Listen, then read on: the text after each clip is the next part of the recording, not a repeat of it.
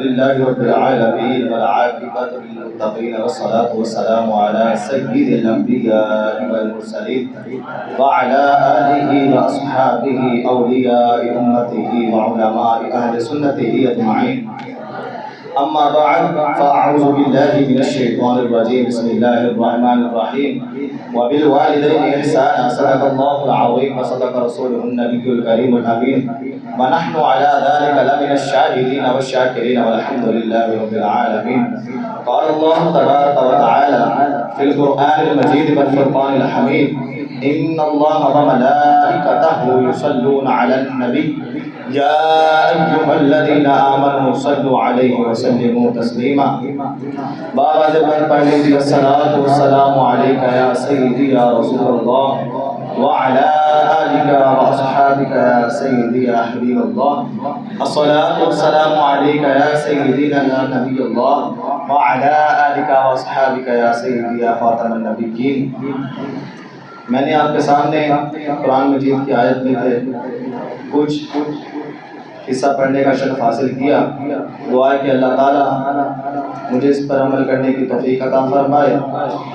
کہ اللہ تعالیٰ نے قرآن مجید میں ارشاد فرمایا: وَبِالْوَالِدَيْنِ إِحْسَانًا، اپنی والدین کے ساتھ حسن و سلوک کرو.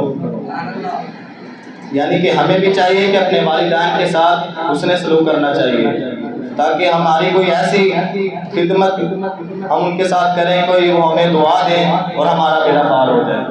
کسی نظریے سے ایک واقعہ پیش کروں گا کہ حضرت موسیٰ علیہ السلام نے اللہ تعالیٰ سے عرض کی: اے باری تعالیٰ کہ میرا جنت میں پڑوسی کون ہوگا؟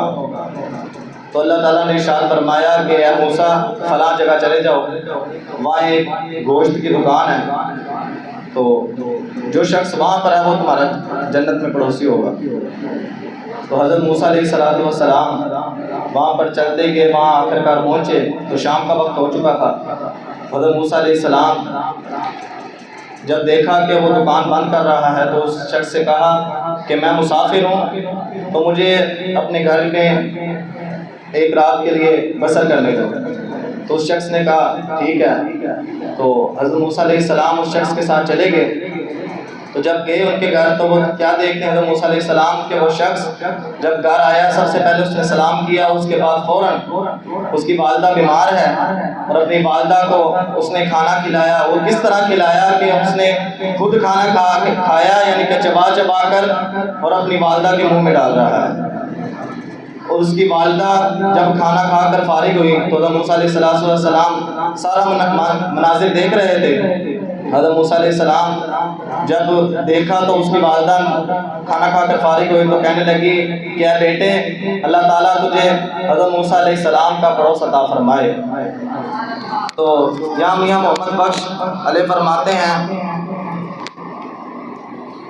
باپ سرا دے تاج محمد تماوا ٹھنڈیاں چھاوا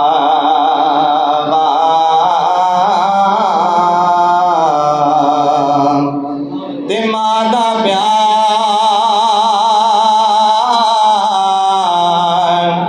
سمندروں ڈونگا تے حد کسے نہیں پایا.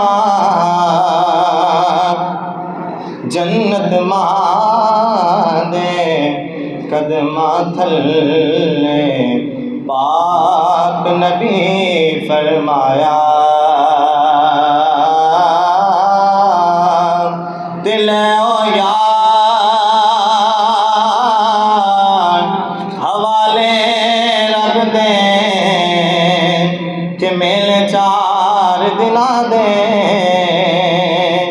اس دن عید مبارک ہو سی کہ جس دن خیر ملا گے.